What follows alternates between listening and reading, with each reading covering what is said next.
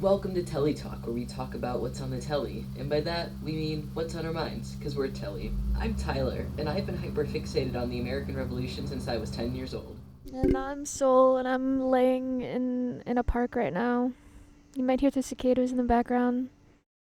It's Pride Month, which It's means we Pride are Month. celebrating gay people. I'm and gay. I don't think enough people know how gay American history was. I don't think enough people are gay. I don't think enough people are gay, personally. I think we need to increase that number. Yeah. But Gotta people convert. aren't just gay now. People have always been gay. Love gay people. So many people in our history were gay.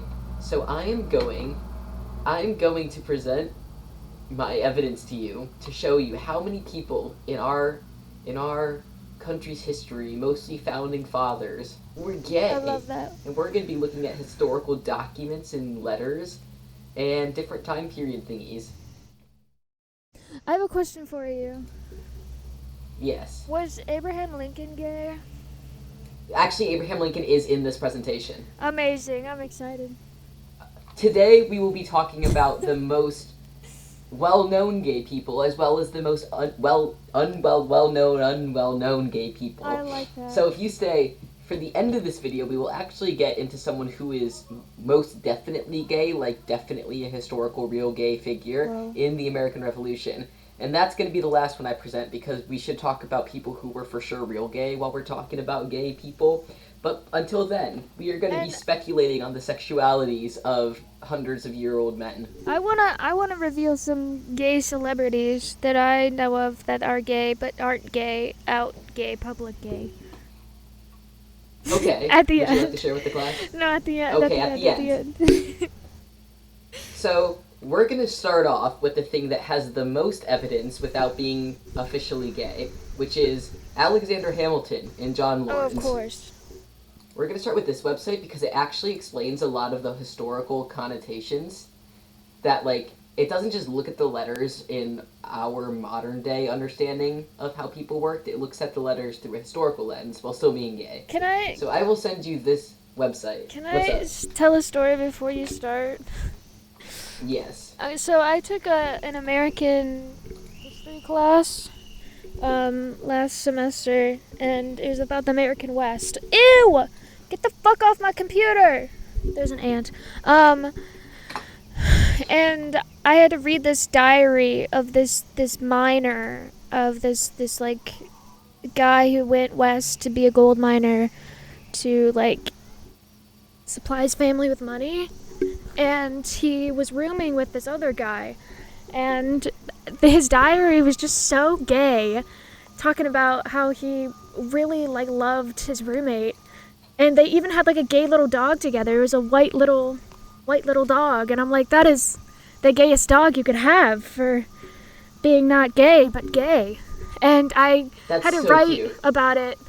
I had to write like 4 pages about Yeah. this diary, and I took like an entire page just being like, these two are so gay, like look at all this evidence. And then my professor, she wrote like a huge paragraph being like, this is wrong, they were not gay, this is not it. I'm like, they are literally so I think gay. The problem is that you go to a Christian college. No, but she's like not, I mean, she's just a bitch. She's not like a conservative like that. She likes gay people, but like her whole fucking class is gay. Like but like she was just so rejecting. It was like they would like bathe each other, and one of them was like dying, and he would like stay every single day next to him. That's the portrait of the and, lady like, on fire. Literally. That's the vibes I'm getting. Yes, it was literally that. He would, like, one of them was sick, and he would stay at their bedside all the time, all day. He like had to leave to go back to his family. He's like, no, I'm gonna stay with him and feed him and take care of him and change his bandages and we have a gay little white dog together. Like it's a white little rat dog that we just, it's like it's our child, you know? Like it was so gay. Like they definitely like jerked off together at least a couple times. I mean, like what else would you do? For those of you new to our Pride Month podcast, this is our second year in a row doing Pride Month movies and other things. So if you like gay movies, you can check out last year's Pride Month podcasts And you can also check out the different gay videos we make. We're very ranked gay. Pride flags on a tier list last year and redesigned them. This year we're going to be playing Dream Daddy. I'm so excited.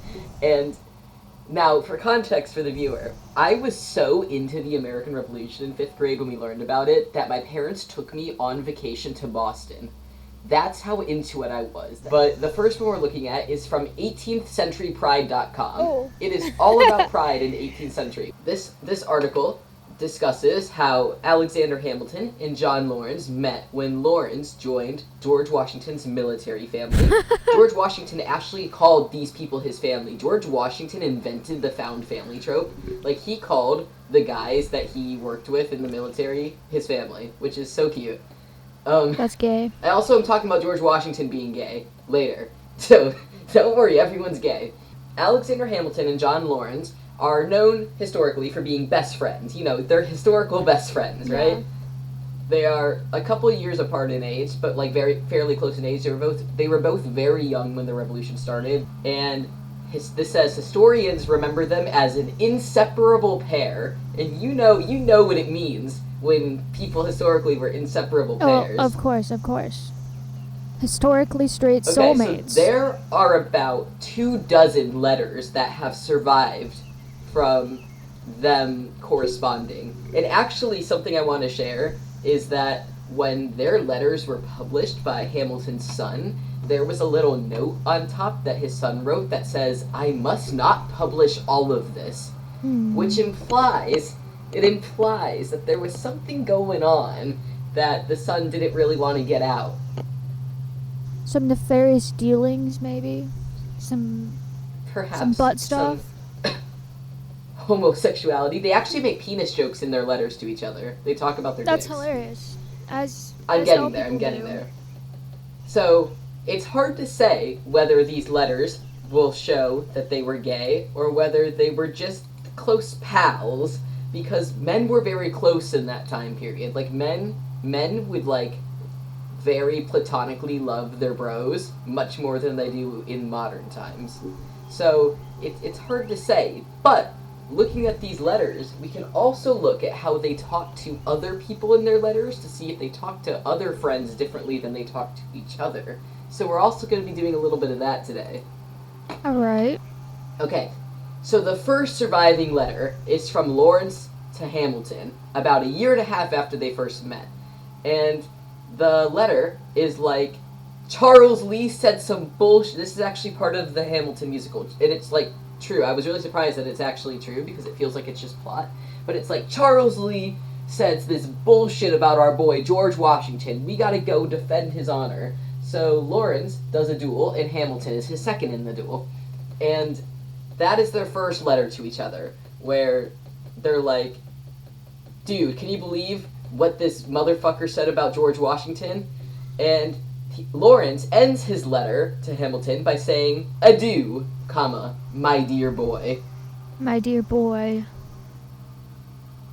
Now, in all of the letters Lawrence ever wrote to men, Hamilton was the only man Lawrence ever called my dear boy. Maybe he saw him as a younger brother or a son. Now, just wait, there's more. Lawrence also said something similar to one other person in his life. When he would write to his wife, he would say, my dear girl. Interesting. So we have, no men are called my dear boy, except for Alexander Hamilton, and the only other person he calls something similar is his wife. So not really a brotherly vibe there, you feeling me? Yeah, I get that. Alright, the next letter is from Hamilton to Lawrence, and Hamilton tells Lawrence, cold in my professions, warm in my friendships, I wish, my dear Lawrence, it might be in my power, by action rather than words, to convince you that I love you.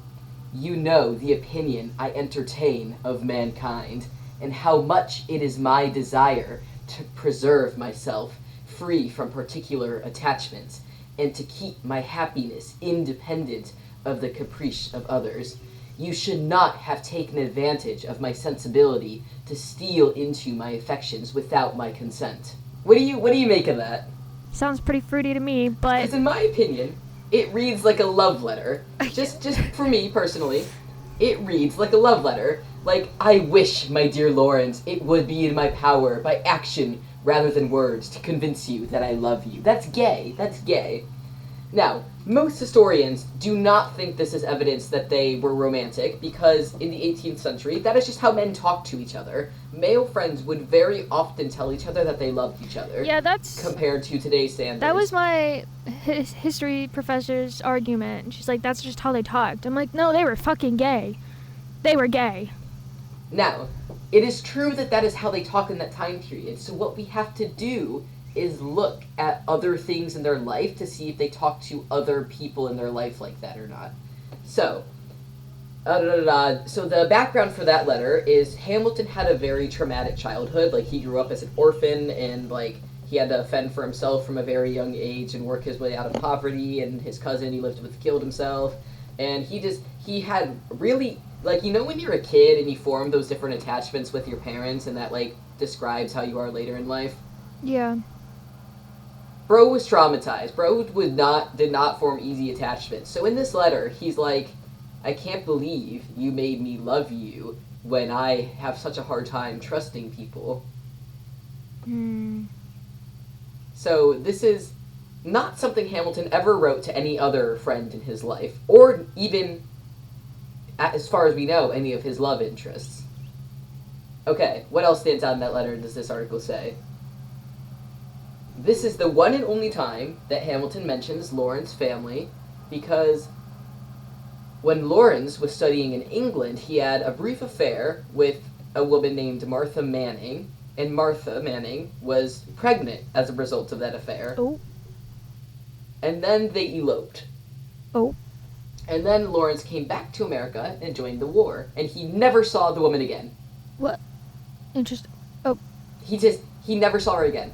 So then, in this letter, Hamilton tells Lawrence, I anticipate by sympathy the pleasure you must feel from the sweet converse of your dearer self in the enclosed letters. I hope they may be recent. They were brought out of New York by General Thompson, delivered to him there by a Miss Moore, not long from England. She speaks of a daughter of yours. Well, when she left England, perhaps something. And by this, it is concluded that that is how, from the letters, is when Hamilton learned Lawrence was married. But that, we don't know if that's true. All right. Oh. And it's just like that part of the letter is kind of sarcastic. Like, I didn't know you were married or that you had a daughter. Like, why am I just hearing of this? Like, apparently a daughter of yours. Like, so it's just kind of like, what do you mean my boyfriend has a wife and a daughter? Hold up. We're literally boyfriends, and you didn't tell me that you were married. Like, well, his wife's not in America, right?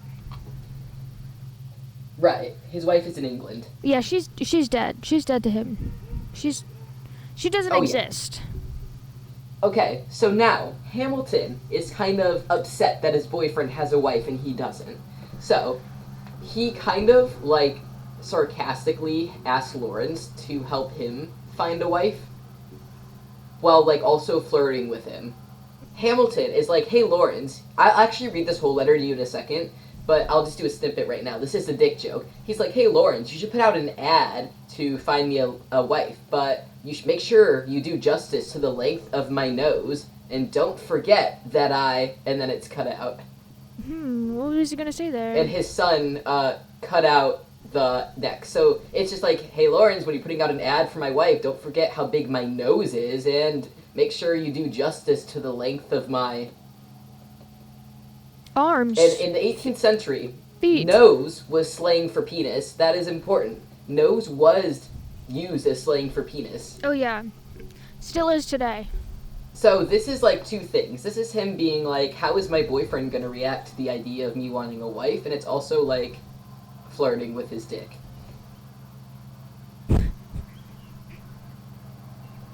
Yeah. Okay, now let me find that whole letter for you. Okay, so we've done cold in my professions, warm in my friendships. I wish, my dear Lawrence, that I convince you that I love you. Now, then it says, I shall only tell you that till you bade us adieu, I hardly knew the value you had taught my heart to set upon you. Okay, so it says, and now, my dear. That's how this paragraph starts. And now, my dear. And now, my dear, as we are upon the subject of wife, this is right after he was like, oh, so you have a wife and a daughter. As we are upon the subject of wife, I empower and command you to get me one in Carolina. Such a wife as I want will, I know, be difficult to be found, but if you succeed, it will be the stronger proof of your zeal and dexterity. She must be young and handsome. Young and handsome, you say? I wish we would bring back the time when we'd call women handsome. Me too. Okay, this part is funny because it just shows how much of a man he is. It says, I don't care what politics she have because I know I'll be able to convince her to believe in mine. I don't like that. Yeah, that's that's so silly. Okay, now here's the flirting part. To excite, when, like, you're putting out an ad for me to find a wife, to excite their emulation, it will be necessary for you to give an account of the lover, his size, make, quality, mind, and body, achievements, expectations, fortune, etc.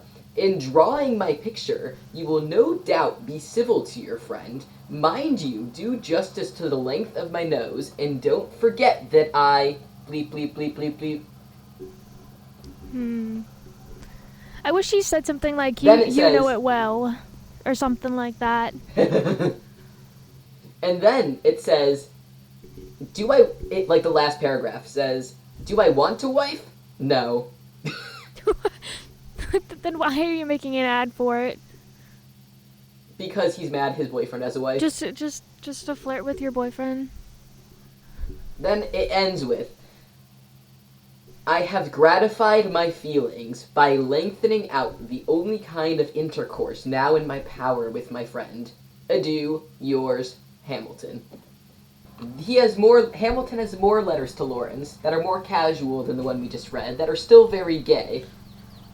He actually calls him dear a lot, but he abbreviates dear to doctor. Okay. That's just how people, like, wrote the word dear at that time. They like wrote DR? Doctor. Yeah.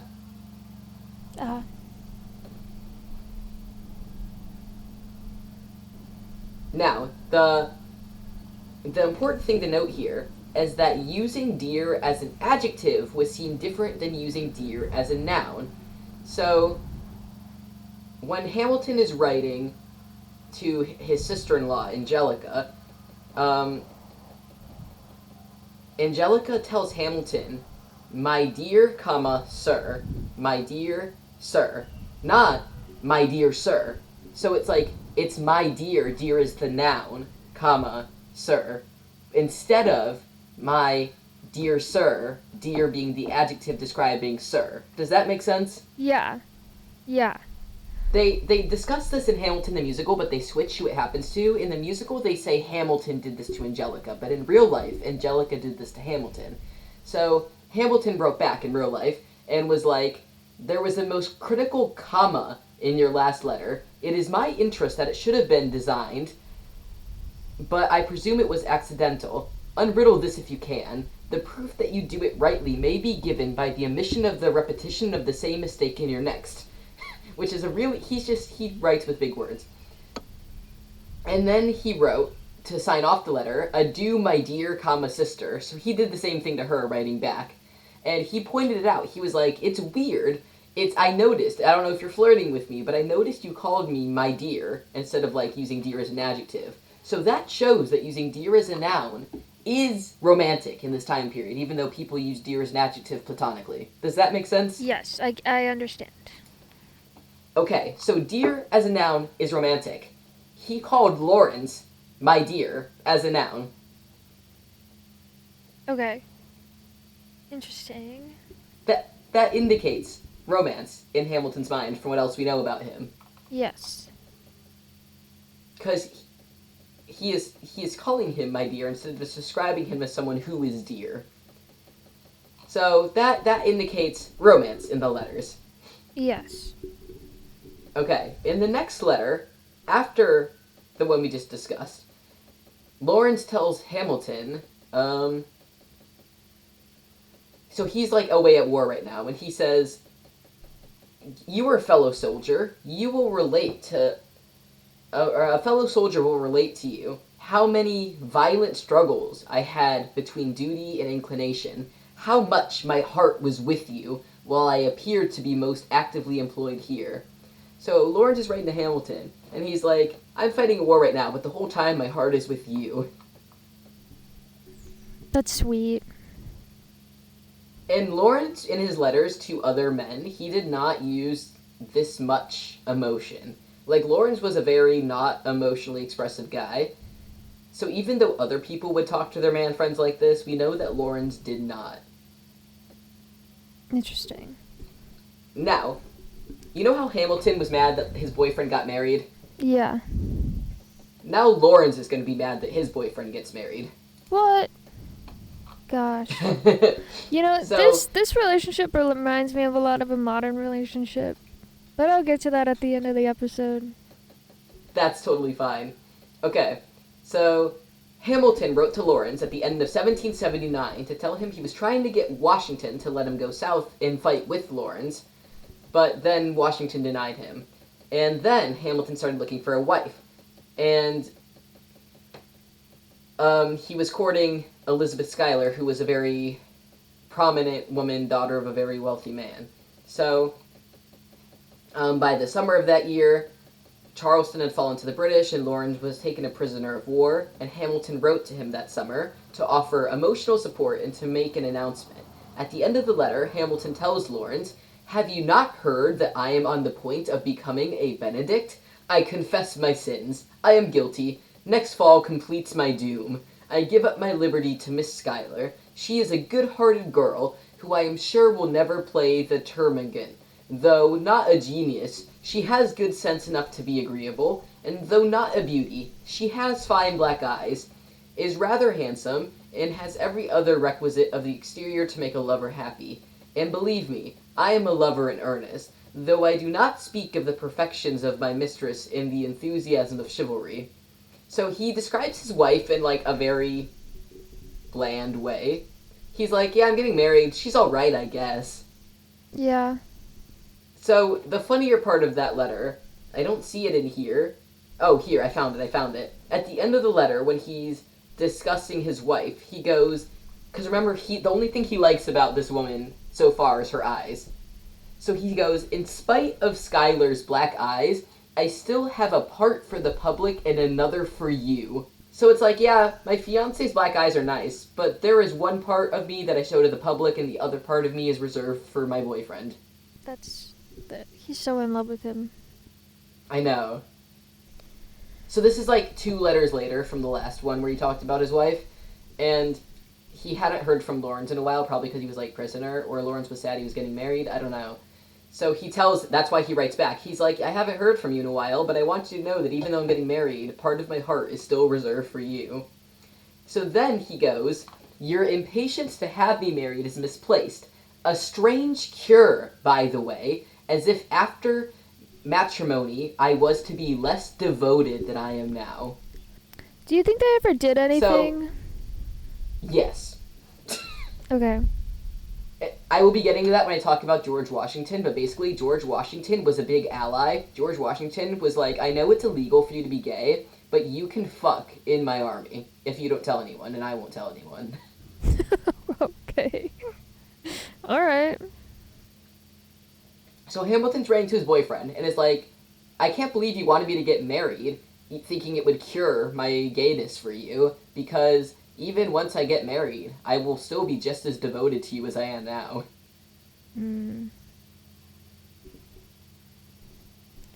Man, I wish gay was accepted all the time.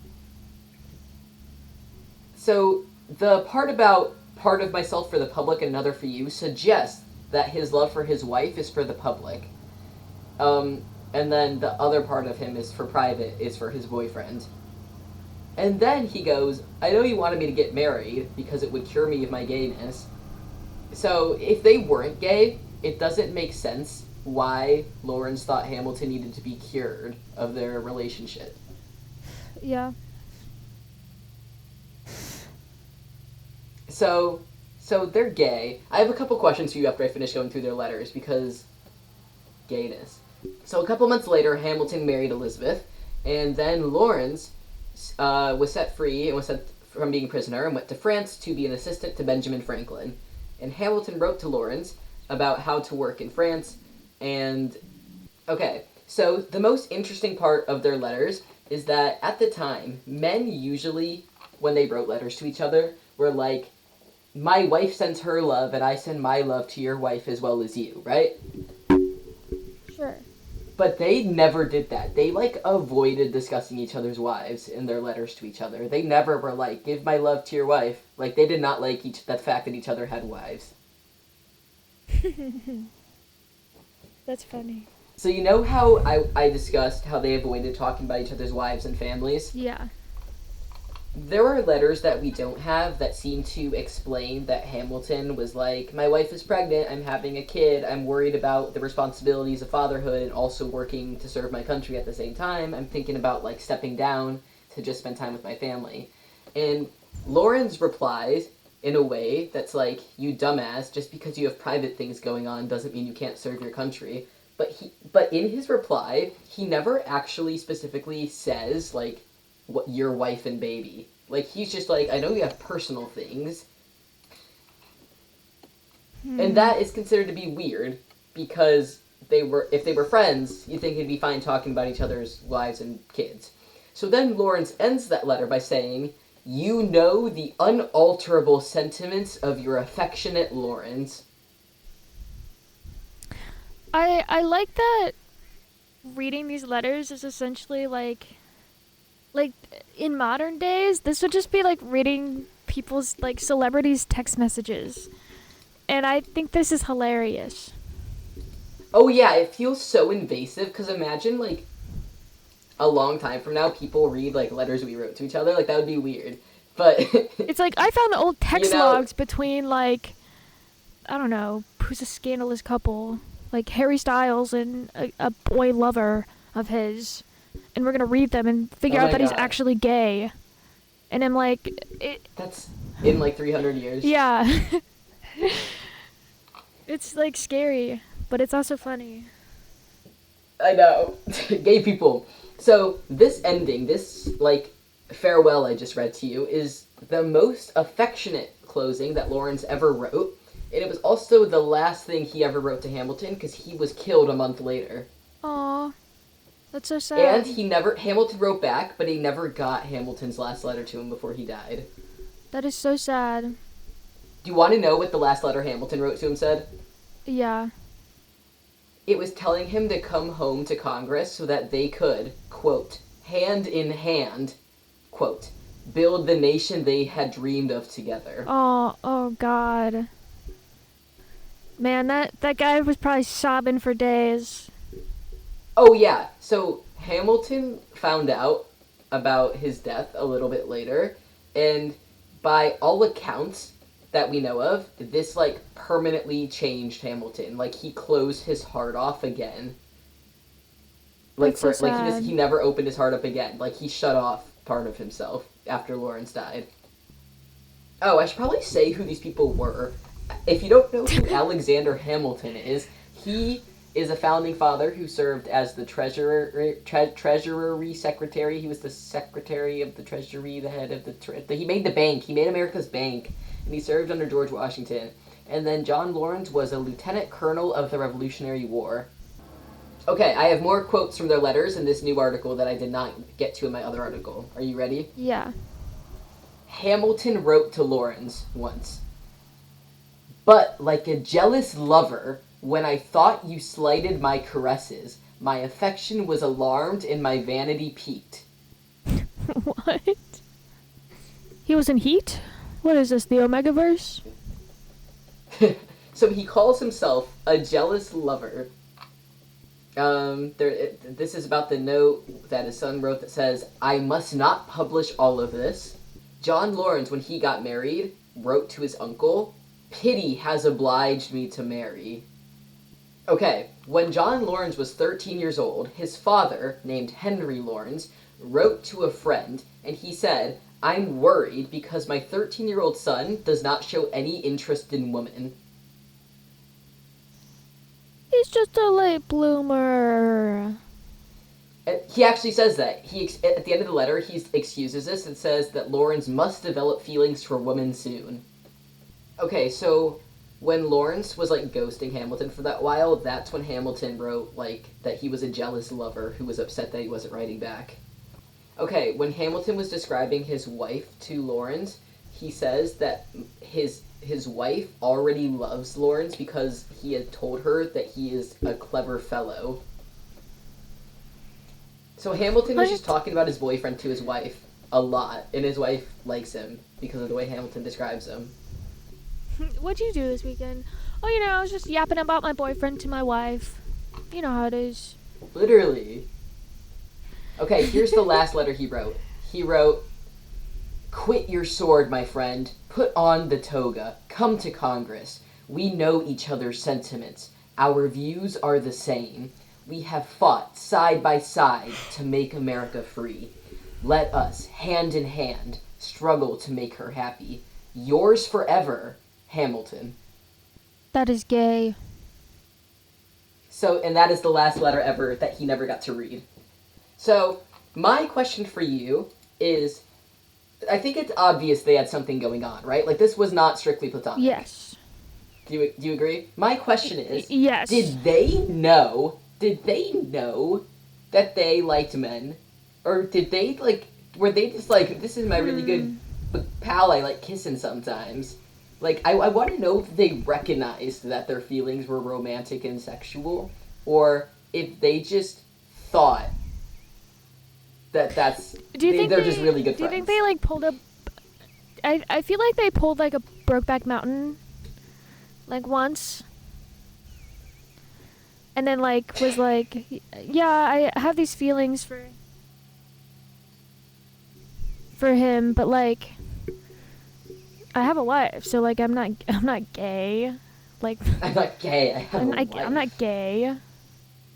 Like, that's like, my biggest wondering. If they knew they liked men, or if they knew they liked each other. I think they just denied it. I think they pulled the Brokeback Mountain where they just denied it. And yeah, they're like, "But I love you. I love you so much. Like, I love you more than anything in the world. But I have a wife, so I'm straight. Like, I'm a straight dude. Like, but that one time in the mountain." Don't worry, I like you more than my wife. I promise I like you more than my wife, but I have a wife, so I'm not gay. Remember that one time on the battlefield that we just, stayed back in our tents? That one time? Yeah, that... I always remember that. It's the best moment of my life. But, like, I'm a straight guy, That's what this is giving. Oh, yeah. All right. Yeah. So our next topic of conversation is George Washington. This article from Philadelphia Gay News calls him the gay-friendly father of our country. Washington was an ally. Ally. Okay, let me scan for the part I want to talk about. So Washington was really, father of really the big gays. on, like, democracy and freedom and the pursuit of happiness, like the American ideals.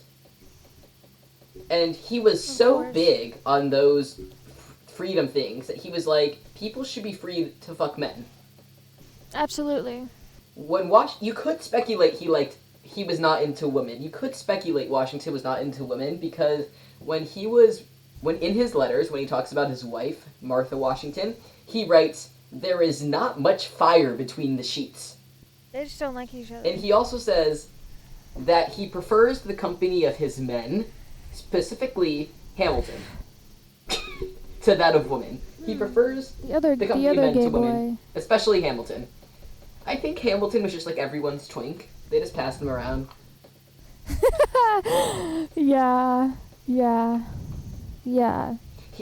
Washington actually that. brought Hamilton with him to Valley Forge and gave Hamilton a cabin to share with John Lawrence. Oh my god, they fucked in the mountains in Valley Forge in the cabin. Washington Yep, was like, they "Hey pulled the twin, Brokeback come with Mountain. me to Valley Forge.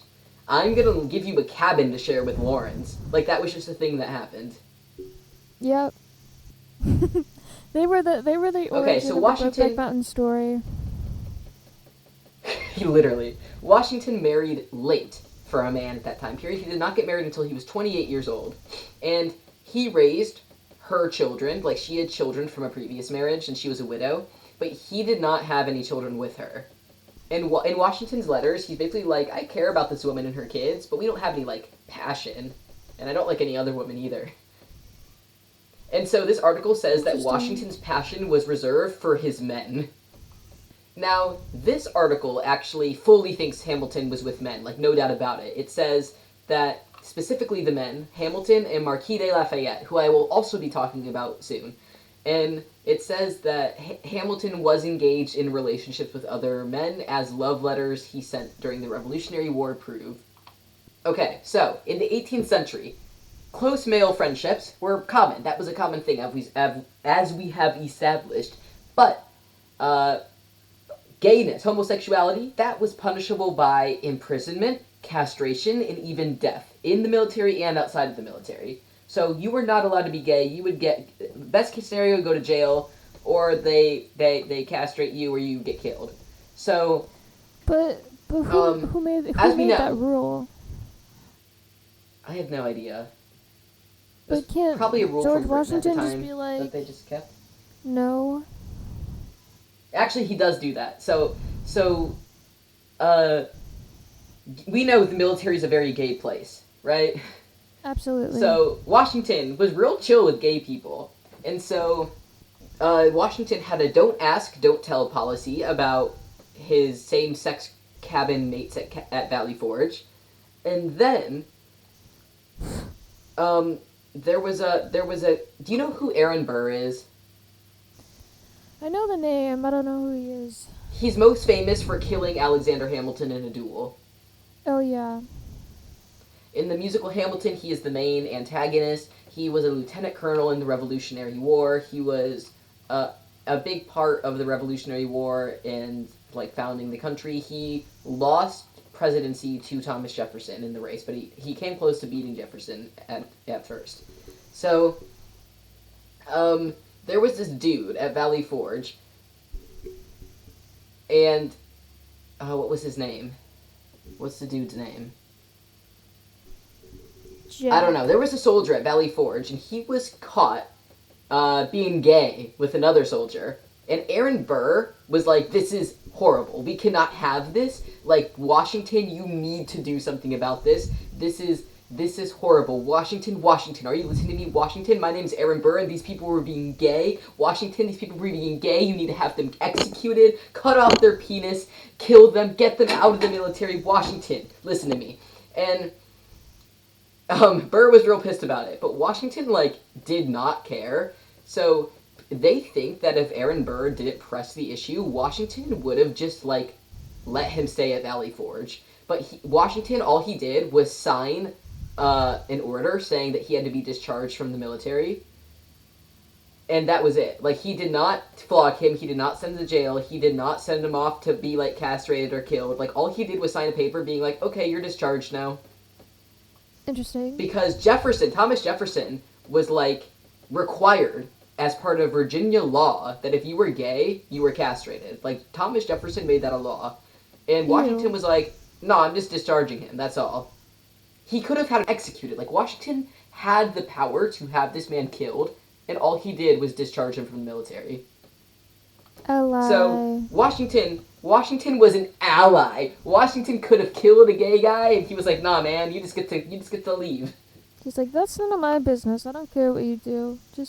You just can't be here anymore, sorry. So, I found the name of the guy. Go be gay at home. Literally. So the guy who was kicked out was Lieutenant Gotthold Frederick Enslin. And Washington, actually, his reasoning for signing the order to discharge him was because the guy he was sleeping with was in a lower rank and he was lieutenant. So he was like, you can't just go around fucking low rank guys, you're a lieutenant. God, get out of here. And like, that was his reasoning. Go fucking general. God, why didn't you fuck a general?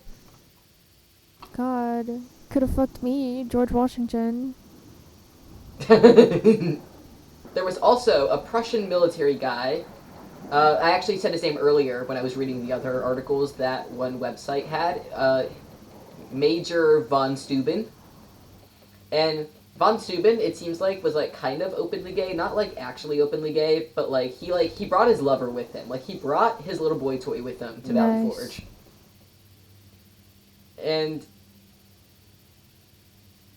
And Washington was like, yeah, that's totally fine. And then Aaron Burr was like, no, I'm discharging you. Bruh. So this article says that von Steuben guy is the best known gay man in American military history. Because even though his sexuality is usually erased from the history books, he actually played a really big role in winning the Revolutionary War. Like, almost as big of a role as George Washington himself played. Like, he was a major general of the army, and he did a lot of stuff in the War of 1812. And, like, he was, like, a really cool military guy who was, like, kind of openly gay at the time. And Washington was friends with him. Like, Washington was close friends with him, and he let him sleep in a cabin with his boy toy. You cut out there. I just heard Washington and boy toy. Oh, okay, so I said that Washington was close friends with this dude. Yeah. Like, they were good buddies. Like, they were Okay. both big military guys. And at Valley Forge, Washington let him sleep in a cabin with his boy toy. Oh yeah, ally. Love. And then love him. Washington actually assigned one of his own secretaries to von Steuben. Like, Washington took one of his secretaries. It was like, go over with the gay guy. Go. I see what you've been doing in the corner over there. Go have fun. And you want to know who the secretary he assigned was? Woohoo. Hamilton. Oh. And you want to know who went with Hamilton? His boyfriend? Lawrence. They just had one big gay orgy and cabin gay. The reason Washington sent them over is because von Steuben spoke really good French but not very good English. So, and Hamilton and Lawrence both knew French. So he was like, hey, I'm sending you over to stay with him, alright? So, Hamilton and Lawrence were sent over to go stay with the openly gay military general and his boy toy to translate their French. Hmm. In a cabin The language of together love. at Valley Forge. And I just thought that all of this was very much worth sharing because Washington was just such an ally. He was setting up all of the gay people. I love that. Matchmaker. And we haven't even gotten to Lafayette yet. Like, that's more gay stuff we're going to talk about. Interesting. Is there anything else in this article? I don't know. Over the decades of his military service, Washington spent his most emotional and life-altering times with other men. He certainly knew of the relationships between Hamilton and Lawrence, and between von Steuben and his boy toy, and brought none of them up on charges. I feel like George Washington was asexual, but like understood I agree. romance. And what's really cool is the fact that he probably knew that Hamilton and von Steuben were gay, and he still valued them a lot as like Hamilton was like his chief secretary and strategist. Like, he very much valued Hamilton's opinion on strategy to win the war and had Hamilton do a lot of his writing for him because Hamilton is a very talented writer. And he had von Steuben be like his major general. So he was like, I know these dudes are gay, but they're really good military guys, and that's all I care about. They can go sleep with their boy toys. Yeah, like what does sexuality have to do with work? Washington doesn't care about sexuality. He just is really into fighting wars. And he's like, listen, as long as you fight a good war, you can sleep with whoever you want. Honestly.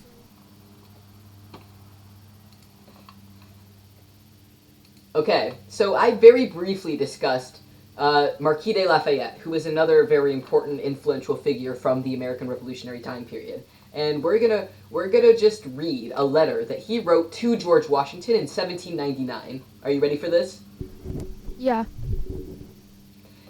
Marquis de Lafayette wrote to George Washington, "My dear General, from those happy ties of friendship by which you were pleased to unite yourself with me, from the promises you so tenderly made to me when we parted at Fishkill, gave me such expectations of hearing often from you, that complaints ought to be permitted to my affectionate heart. Not a line from you, my dear General, has yet arrived into my hands, and though several ships from America, several dispatches from Congress or the French minister, are safely brought to France, my ardent hopes of getting at length a letter from General Washington have ever been unhappily disappointed. I cannot in any way account for that bad luck, and when I remember that in those little separations where I was but some days from you, the most friendly letters, the most minute accounts of your circumstances were kindly written to me, I am convinced you have not neglected and almost forgotten me for so long a time. I have, therefore, to complain of fortune, of some mistake or neglect in acquainting you that there was an opportunity of anything indeed, but what could injure the sense I have of your affection for me? Let me beseech you, my dear General, by that mutual tender and experienced friendship in which I have put an immense portion of my happiness, to be very exact in inquiring for occasions, and never to miss those which may convey to me letters that I shall be so much pleased to receive." Dang. That was very emotional. He's like, "You were my most favorite friendship in the whole wide world, and I'm crying right now that you haven't written back to me." A little desperate for my liking, but like cute. Let me see. So we got Lafayette there. Okay, this caption of this article I just read to you said that if Marquis de Lafayette were around today, that letter might have read, "Love you, bro, no homo." Who fucking wrote that? Yeah.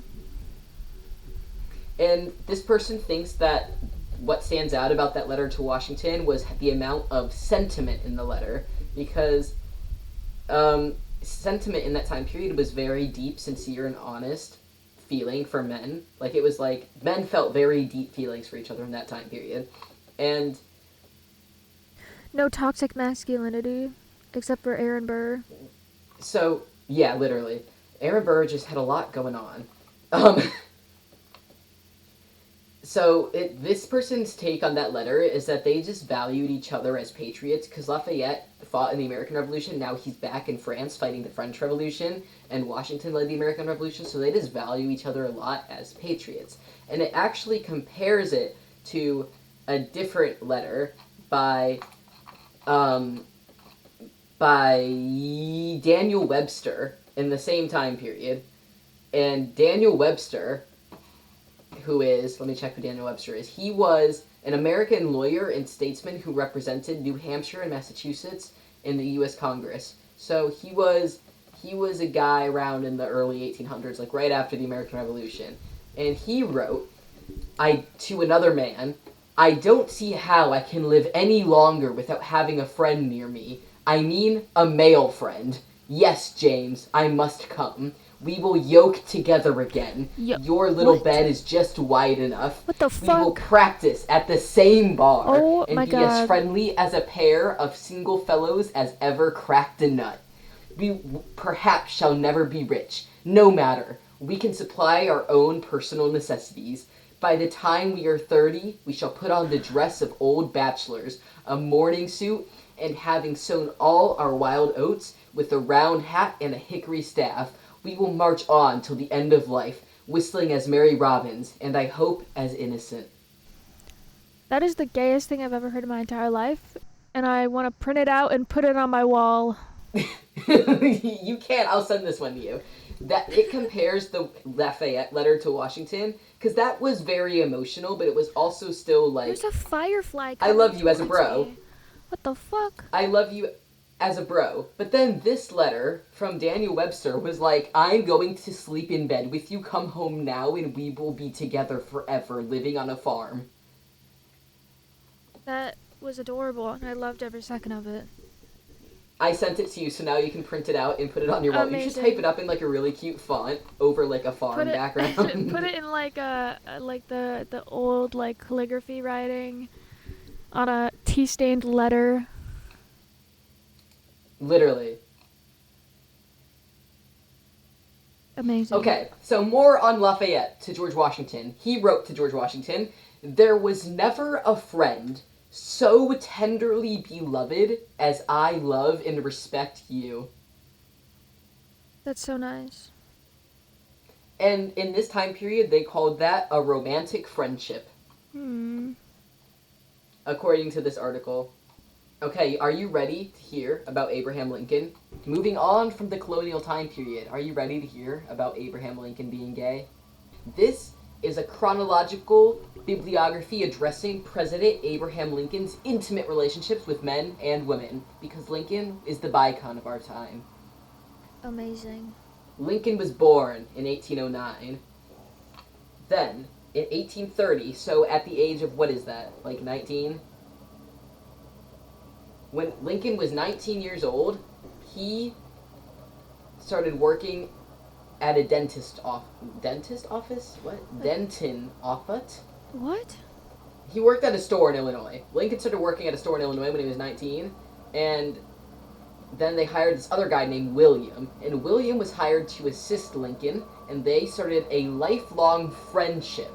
Now, William described Lincoln as attentive, kind, generous, and accommodating, and he said that he and Lincoln slept on the same cot in the store together, and when one turned over, the other also turned over with him. They were spooning?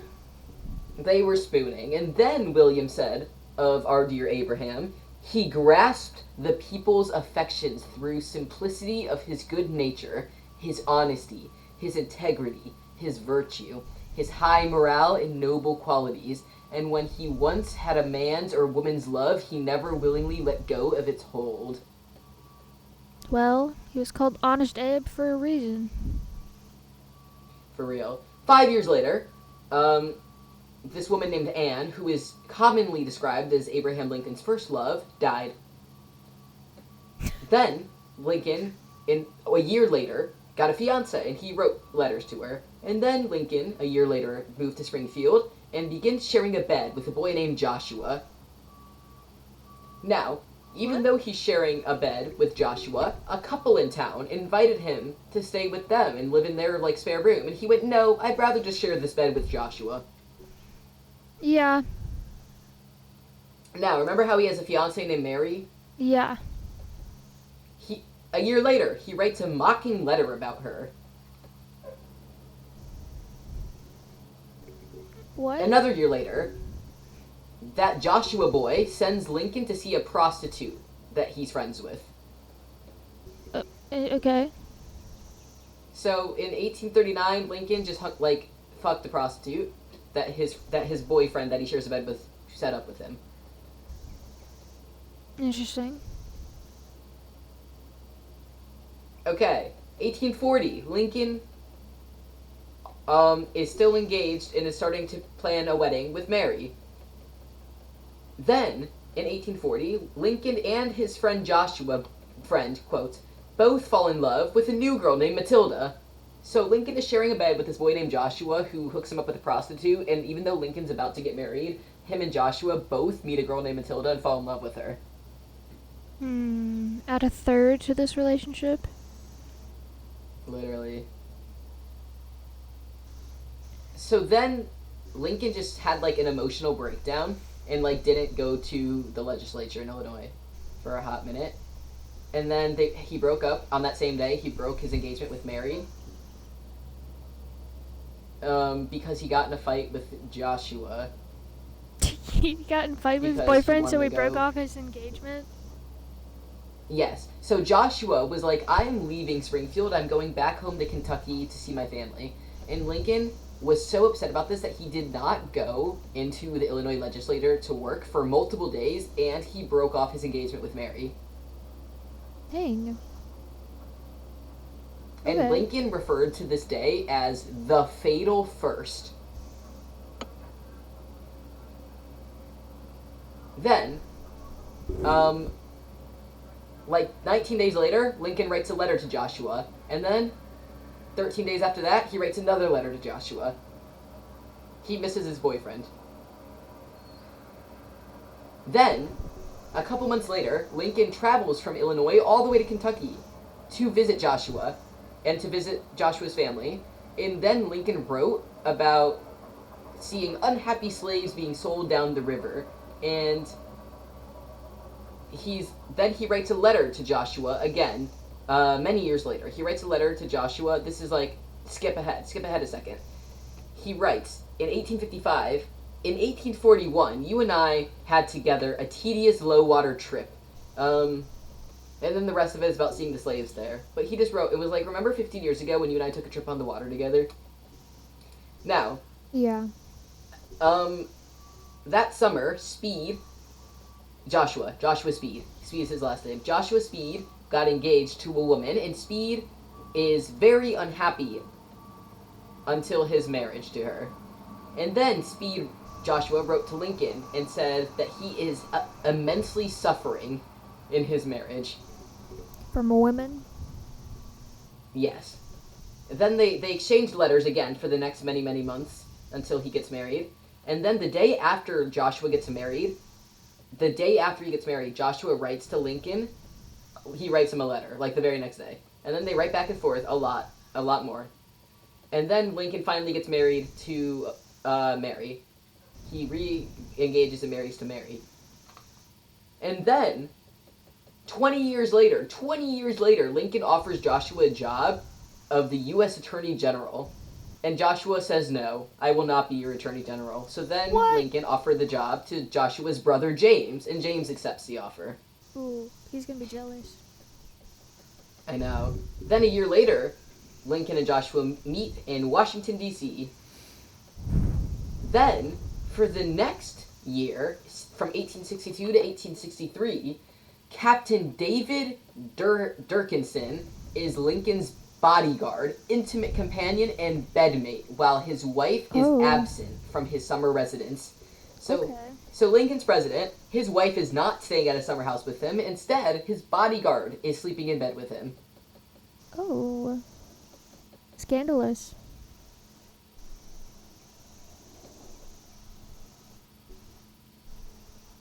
Now, in 1926, this man named Carl Sandburg referred to Lincoln and Joshua's intimacy as lavender, which, as we know, lavender is a reference to being gay. Yes.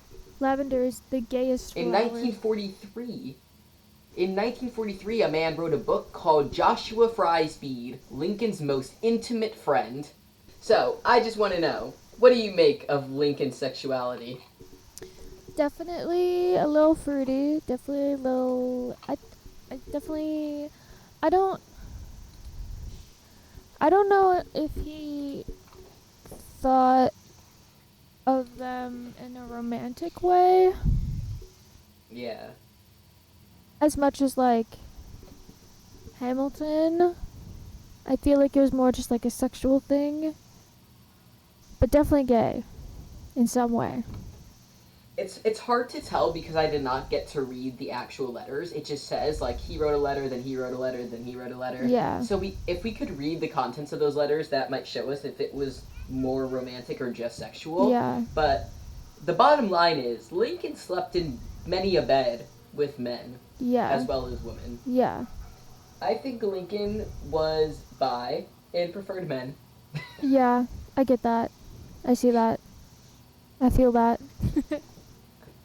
I agree. As promised, I will end with more information on the Revolutionary War hero who was openly gay, Baron Frederick von Steuben. Yeah. The real openly gay American war hero from the American Revolution. Love him. Yada, yada, yada. So he was Prussian. He was hired by George Washington to whip the Continental Army into shape. And In what way? historians think he was homosexual and served as an openly gay man in the military at a time when sex between men was punished as a crime. Good for him. He created America's professional army, this says. So Benjamin Franklin actually is the one who recommended him, and Benjamin Franklin was also an ally, kind of. He was like, this guy's a really, really, really good military man, and he's totally not gay. Like, don't worry. I know there's rumors that he was kicked out of the Prussian military because he was gay. Don't worry about that, Washington. He's not gay. So he kind of hid the fact that he was gay so that way he would get hired. Then, an anonymous letter, when he was still in Prussia, accused him of having taken familiarities with young boys. But young boys doesn't actually mean children. It's more like, young men. So, after von Steuben was accused of being gay, he just left Prussia. He didn't be like, no, I'm not gay. He just left. And Franklin was like, hey, Washington, you should hire this guy.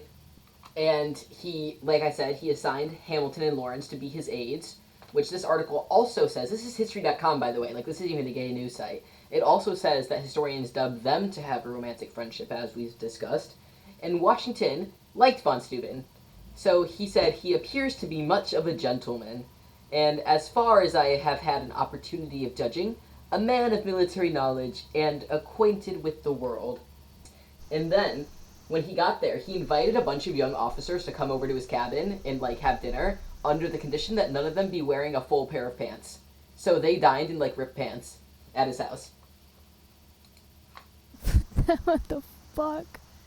And some of them just didn't wear any clothes. That's amazing. That's amazing. And then he formed a lot of intense relationships with other men. He became close to a man named William North. William was a very popular name in this time period, from what I'm reading. And Benjamin Walker, who also were gay together, this says. And he lived with them for 2 years at camp. And it says that Steuben likely became romantically and sexually involved with William North, and it's not clear if he was with Benjamin Walker. And then, at that same time, he taught the army a bunch of efficient fighting techniques and helped make them really disciplined. And the drill manual that he wrote for the army is still used today. They still use in the American Army the drill manual that this man wrote. Wow, the army was founded by gay people. They said that every active, army man today has to thank this man for, creating America's military. Wow. I wonder how they feel about that. And he was Washington's most trusted advisor, and eventually was his chief of staff, and he's considered instrumental in helping Americans win the Revolutionary War. Yeah. And then he was granted U.S. citizenship after the war, and moved to New York with William North and Benjamin Walker, and North wrote down, "We love him, and he deserves it, for he loves us tenderly." So they had a little poly-gay relationship going on. That's amazing. I love that. And then, oh my god, you're gonna love this. You're gonna love this. Kind of. It's kind of weird. Okay, so after the war, and they moved in together, von Steuben adopted both of them. Which was a common thing for gay men to do before same-sex marriage was legal, because then they could, live together and share finances and stuff and be, legally tied. Adopted? So, yeah. So, before gay marriage was legal, gay people would, adopt each other. Because then they could, still be allowed to live with each other, without it being weird. And they could share their money and, have rights over each other and stuff, in medical situations. So it's not like he adopted them in, a actual, this is my son. It was just, that's what they did at the time when you were gay, and it was the 1800s. Interesting. So he adopted both of them. And they lived together and managed his finances, and then when he died, they inherited his estate. And then this man named John Mulligan, who was also known to be gay, served as his secretary and is thought to also have had a relationship with him. So this article ends by talking about how during the time there was no concept of gay marriage or identifying as gay, and there wasn't really language or culture around being gay, but it's really obvious that this guy was gay, and historically being gay was really common in this time period. But it also ends by saying that it wasn't allowed still because it was still a crime. But romantic relationships between men were widely tolerated until the 19th century, and only in the early 20th century did the US military begin officially discriminating against people suspected to be gay. Do you So do you think that this man was one of the earliest American gay figures. do you think that gay men back then were like the gay people now? Like the gay men now, where like some of them are like have like higher Fruity. voices and are like more feminine. In my opinion, as a linguist, the way that gay people talk is a cultural thing used to recognize each other. So, Is it cultural? Because there's some people that have been doing studies on this where they like I've seen like a TikTok of like a gay man being like, this is how I talked when I was a kid. Like I talked like a gay man when I was a kid. Like I had a higher voice and never deepened or became more I don't know. masculine, like manly. Like I was always like this. And like, are you like, My so like, are you born gay? no, that makes a lot of sense. If I had to guess, like this is not by any means correct. I'm just Yeah, guessing. I think that in that time there were specific ways because this is hundreds of years ago and language has changed a lot since then. yeah, There were probably certain ways that gay men did talk, and I bet that gay men knew about it and used it to identify other gay men. But I would not say it's the same as it is today. But if it's studied that it's just like naturally like that, there may be very well be similarities interesting. that it's just born like that. Like you got the gay gene and it also makes you do a higher pitched voice. I don't really know. Yeah, Or is it like something you pick up in the back of your mind culturally? We should do an episode looking into the science of the gay history of behavior. the history of gay behavior. Is it genetic or is Yeah. it cultural? Okay, that is all I have for you today. Did you enjoy? I enjoyed it a lot. Yeah, it was Who interesting. was your favorite character? My my favorite character was Abraham Lincoln because I like that guy. He was cool. My favorite It was relationship very fun. My favorite relationship though was Hamilton, or yeah, Hamilton and the other guy, his boyfriend. Lawrence, Yeah, John Lawrence. yeah, That was also my favorite relationship. They had a lot of letters to each other, and they were just so gay. yeah. Love that. They were so gay. Yeah, I love that. I love that. Oh wait, Hello? I had my celebrities. I forgot. So Oh, right. Share I've that. been listening to the news, and I've recently discovered that four different celebrities could possibly maybe be gay. All men could be gay, but there's like a lot of evidence for them being gay, but they're either too scared to come out publicly, which is reasonable. But I've heard, well, actually, okay, the most open about it right now is I guess Hugh Jackman. Hugh Jackman has a boyfriend, rumored to have a boyfriend, and he's bisexual, which is interesting because he just recently divorced his wife, and there's news that he has moved in with his rumored boyfriend. Let's see. Hugh Jackman likes men. That is so exciting. I love Hugh Jackman. Me too. He's so cool. And then we have, I guess the hottest couple right now that everyone is analyzing, which is Ben Affleck and Matt Damon. Are you on that side of TikTok where it's just like, No, oh my I don't god, go on TikTok very much. oh my god, there's These people are being gay. oh my god. So Don't they have like wives? They don't have wives. no, they do. Well, Ben Affleck is like rumored to divorce J Lo, which thank God. But like they've had like a really long, close friendship with each other, and I can send you some of these TikToks, but they're so gay for each other. They're like broke. They were supposed to play they were supposed to be the characters in Brokeback Mountain, but then something happened and they were recasted. They were like they've Dude, that's definitely crazy. done gay stuff together. There was this post in 2021, this like tweet I think, where someone posted. It was like Matt Damon was seen going to Ben Affleck's house without his wedding ring, which could mean nothing. And that was the post. And everyone, whenever they post anything about Ben Affleck and Matt Damon doing something possibly gay, like being gay for each other. They just put like, which could be nothing, you know. It could be nothing, but like, it's like they're gay. It's like they're so gay. Like if anyone is No, on that is so this cool. side of TikTok, you know what I'm talking about, and they're so They're gay. gay. They're so gay for each I'm other, I'm there. and I'm already there. I want them to like be together because I last gay person who is the most closeted and it's like the most rumored, like that's the most like, is he or is he not, like I truly don't know, but it's being rumored that Pedro Pascal is gay, which is Oh shit. sad for his fan base because it's all girlies, straight girlies, and it's like rumored that he has a boyfriend. Like people think that this one guy that he posted was his boyfriend, which I have no idea, but there's a lot of rumors that he is gay, but he's like scared to come out because of his fan base and because everyone sees him as like big daddy, like woman lover, you know? But Oh, I wonder I if don't he know. is. I just thought he was an ally. No, I think he's gay. Like there's this one woman on TikTok convinced me.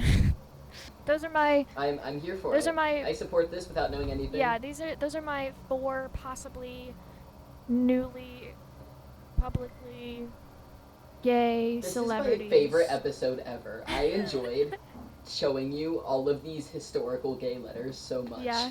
Thank you everyone for watching. I almost got fucking decapitated by a cicada, but that's okay.